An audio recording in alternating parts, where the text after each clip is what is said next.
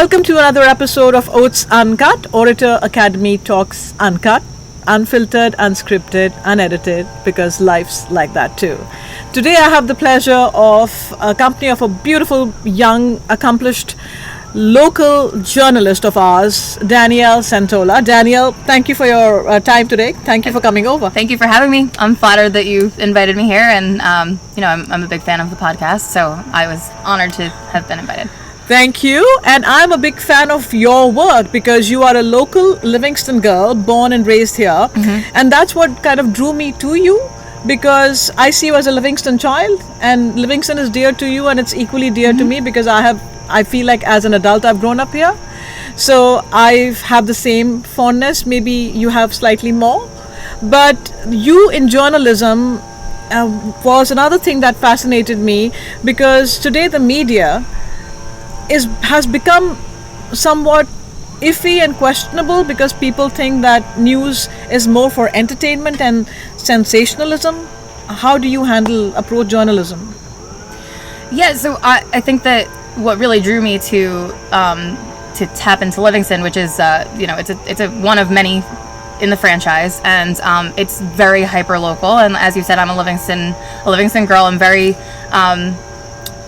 I'm very similarly to our readers, very interested in what's happening in our town, and so keeping things local is really important to me, and making sure that all those other things that you see in media outside of the town maybe aren't going to be seen on my site. And so that that's the way that I approach it. I approach it as a reader.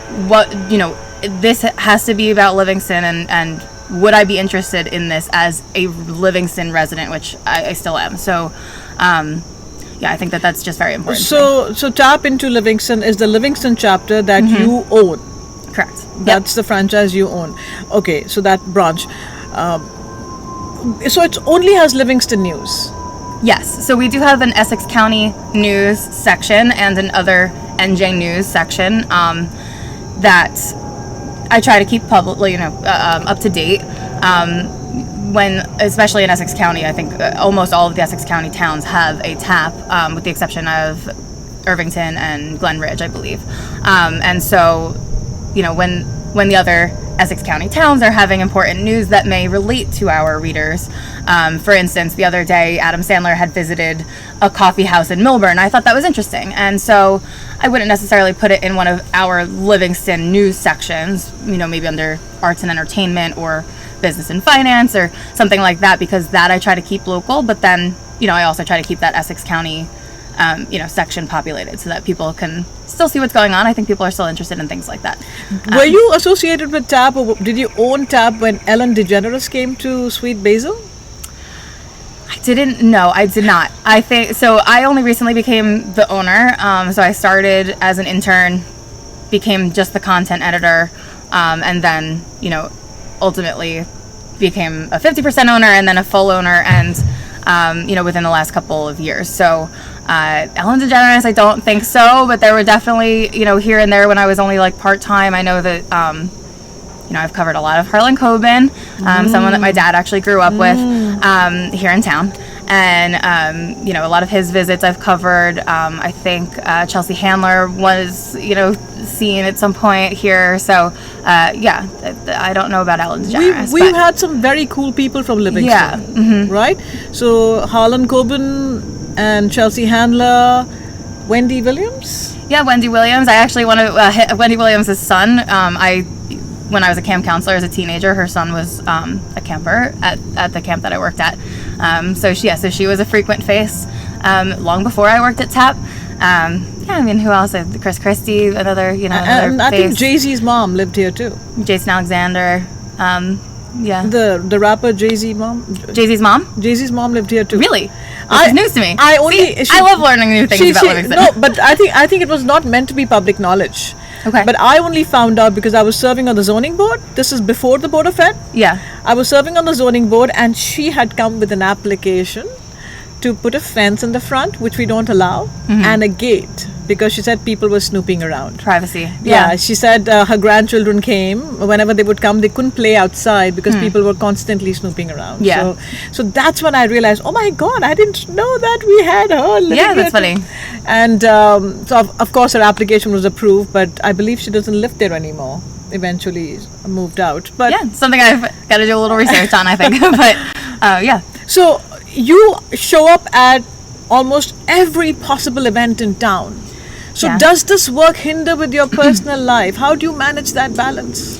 Yeah, I mean, I think that it's definitely difficult. I try to, cover as much as I can. I'd love, to even hire more freelancers, but as a one-man team, it's hard, time-wise, budget-wise, things like that.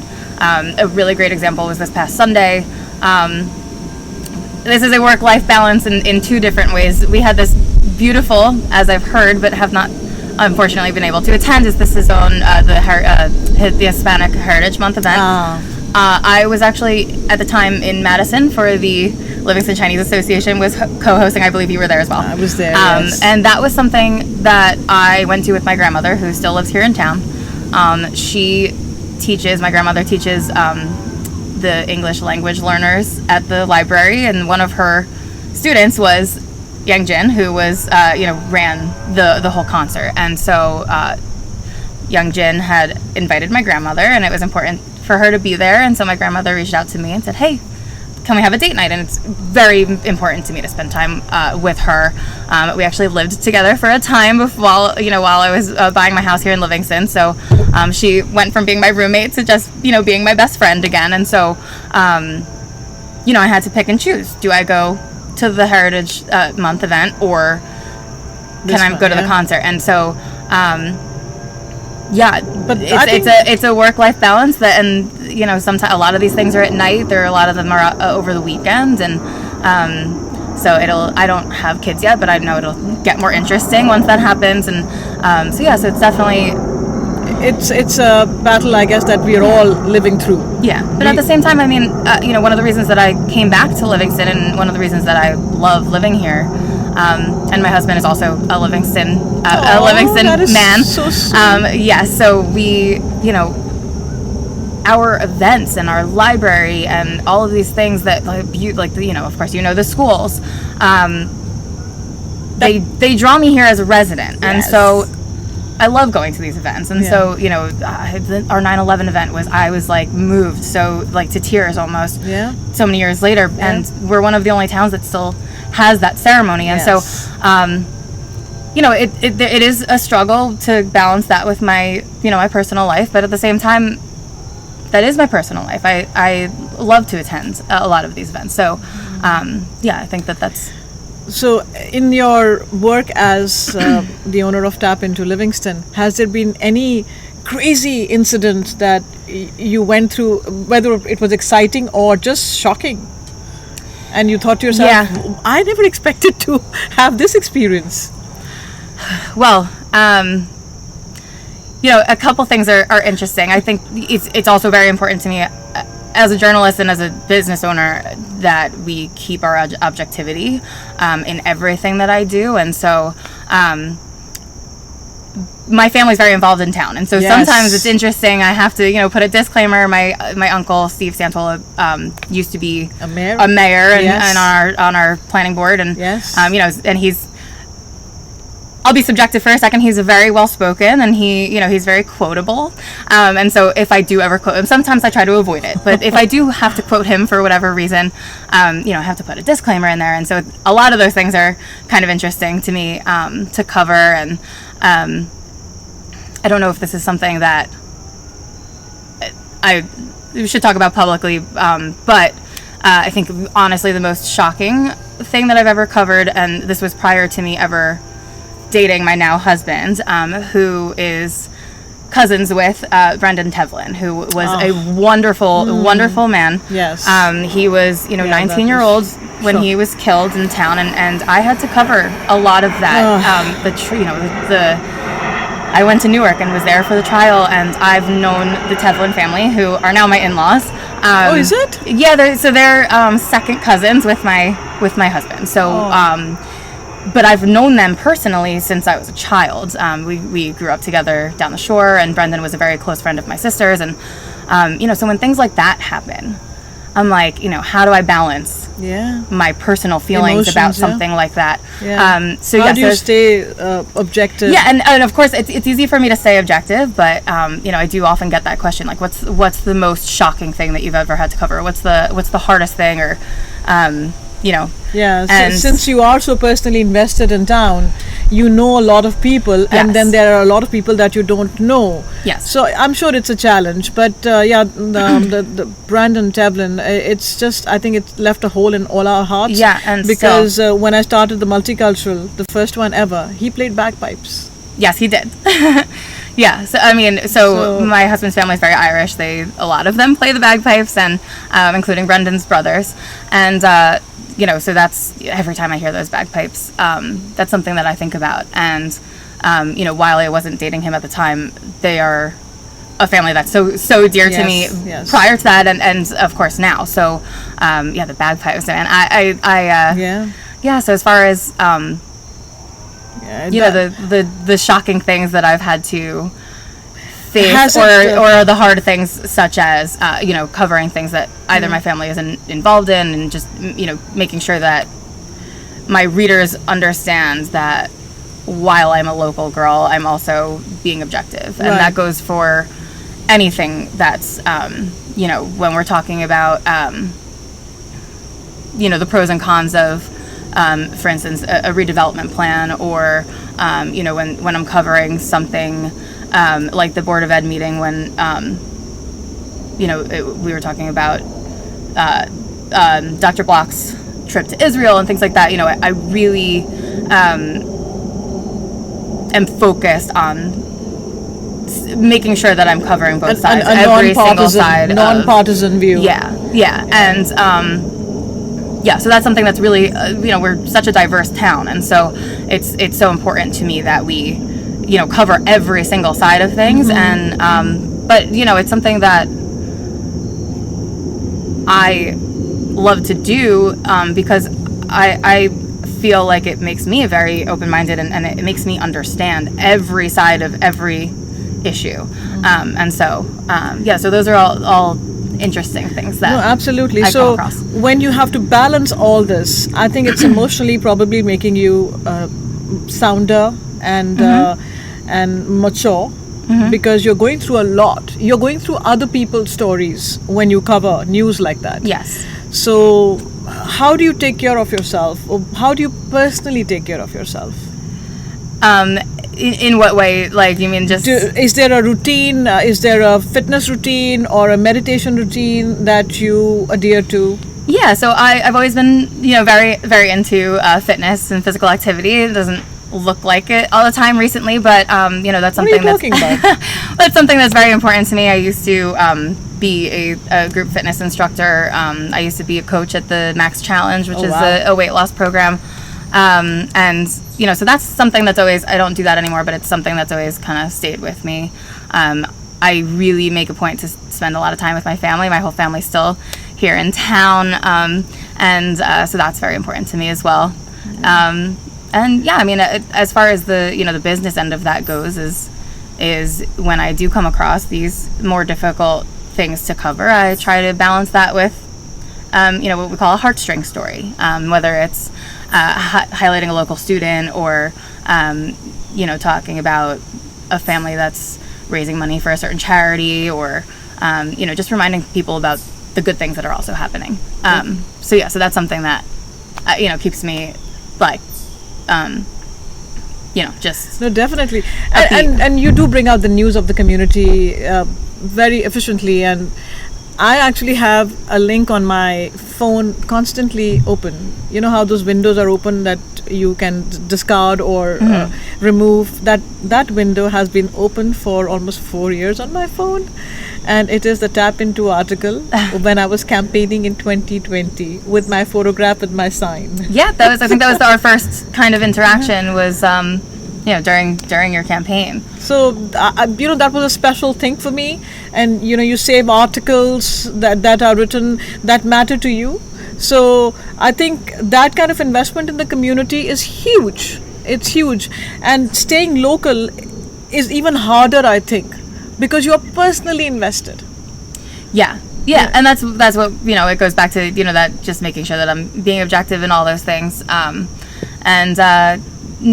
making sure that I'm trying to cover a balance of everything. I don't want to, have only Board of Ed. I want to have Town Council too. I don't want to have just, something that I'm working on right now is trying to broaden my coverage of town sports, and because, a lot of it has been heavily focused on the high school, but that doesn't mean that our rec department, for instance, has all of these amazing youth programs. I just put an article up today about our youth wrestling program. Registration is open, and I want to, kind of bulk that up and make sure that I'm covering all my bases, no pun intended. Of course. And so, But the subscription to Tap Into is free. Yeah, totally free. So you're able to sustain the expenses, or the expenses come from the ads, I guess. Yeah, so thanks to we call them, our sponsors. Right. A lot of them are local, small businesses just like mine, and so thanks to them, we're able to surpass that that fee for people to get their news. And so we have a daily newsletter that's totally free to our readers, and you don't also have to be a newsletter subscriber to read the news. I think a lot of our readers do come manually to the site, whether it's through Google or Facebook, and and then they kind of share it that way as well. So yeah, does something important. Yeah, of course. Does Tap Into allow interns, unpaid interns? Sometimes people are looking for experience. Yes. Somebody is a journalism enthusiast. Mm-hmm. They want to pursue it, but they want to get a feel of it first. So do you hire? So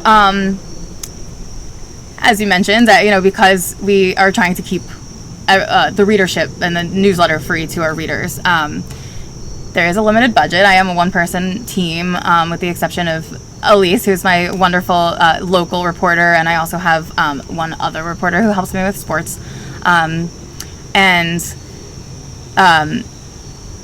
As far as interns go, I have had some in the past. It's a little hard because I work from home, and so having them shadow me and things like that has been a little bit more of a challenge, especially since the pandemic. But that said, nothing I think makes my readers happier than seeing a student's byline. And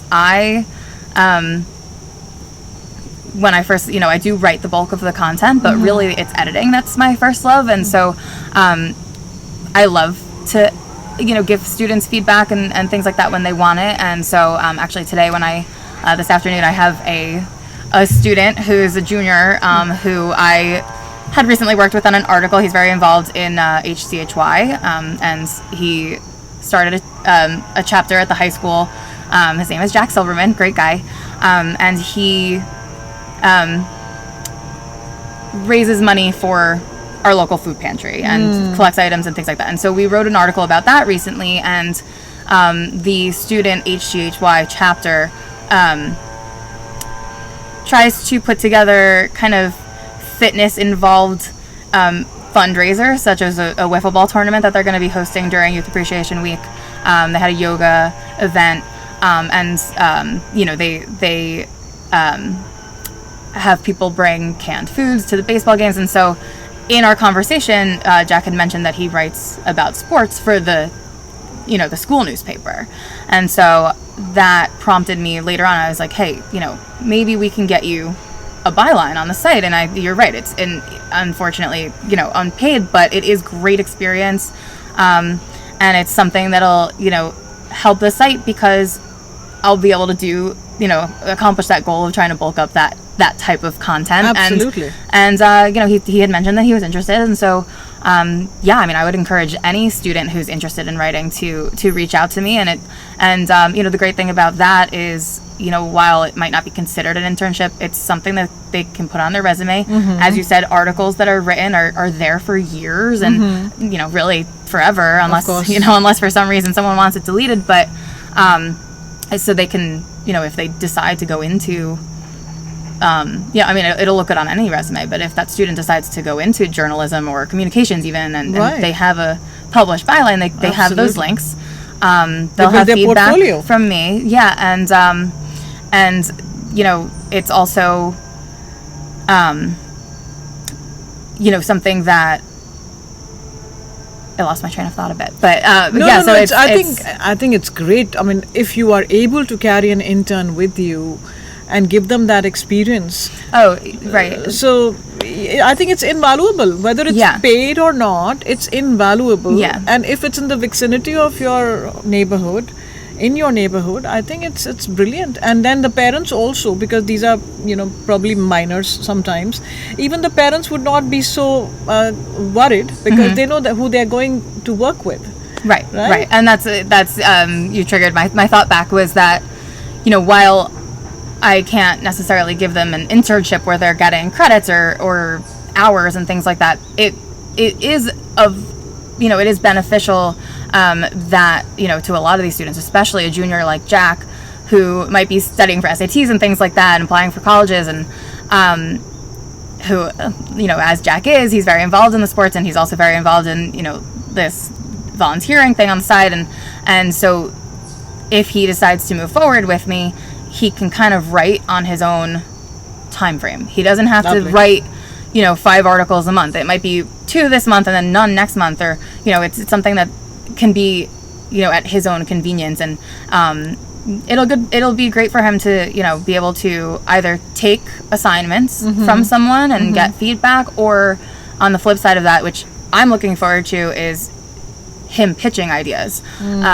So, you know, it's hard, like you said, for me to be everywhere, and so something like a student athlete spotlight, it's not always easy for me to pick out an athlete, and so what Jack might be able to do is say, hey, you know, this baseball player threw a no-hitter, and we should do a story. And I might have known about the no-hitter, but I might not have, you know, known about it to an extent that I was able to reach out to that student and get the, you know, the quotes and the pictures and things like that. So so it's something I'm definitely looking forward to, and like I said, the students are more than welcome to reach out to me to, you know, consider things like that. I think a lot of our students are really involved in certain clubs that they're in and things like that, and what's great is a lot of them are, you know, they have a board of directors, these clubs and groups, and one of the people on that board of director is the PR and marketing person, and that person is doing that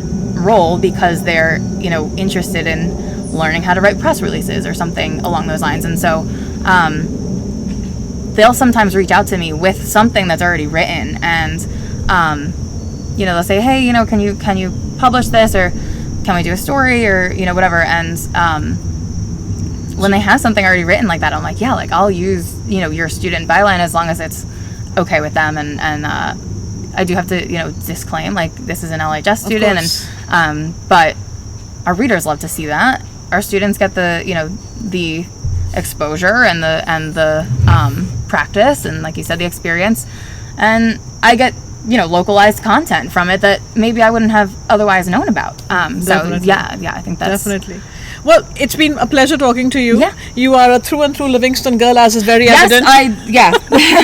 This was something I picked up at ShopRite. I do sometimes wear, you know, Tap Into gear, but it's bright orange, and I bleed green and white. So you know, anytime I can, you know, rep my Lancer spirit, I kind of try to do that. And I know that it's a little out of your comfort zone to be in this chair and not be the one asking questions, but I am so appreciative that you allowed me to have this conversation with you. And just a few explanations. Danielle mentioned HCHY, which is Healthy Community, Healthy Youth. Yes. So that's one acronym that is very popular in the community. It's a philanthropic initiative. And then you also mentioned LHS, which is Livingston High School. Right, I'm sorry. Yes, of course, LHS, I think in the food pantry, which we call CHOW, but that's run through Livingston Neighbors Helping Neighbors. Of course, got to give them a little plug. They're always looking for, especially paper products, but, you know, canned foods, soups, that kind of thing, and they're located right at Town Hall. So, so the HCHY supports several charities, but that's one of them. And yeah, so that's something that we have in town. That's really important. That is, to our community. we live in a great town, and what makes the town great is children like this who have grown up and have continued to make sure that the town grows and have stayed connected. That is the most heartening feeling that I get being in this village. So thank you, Danielle. Thank you. I'm honestly flattered that you felt that I was worthy of being on your podcast. So thank you for having me. My pleasure. And we shall continue to support Tap Into Livingston. Thank you. Specifically because of Danielle Santola. Thank you. Yeah. And keep bringing the good stuff. Keep the community connected. Thank you for everything that you do. Thank you so much. Thank you for tuning in to OATS Uncut. We shall be back with another episode. Thank you for your love. Stay tuned. Stay well. Love you all. Bye-bye.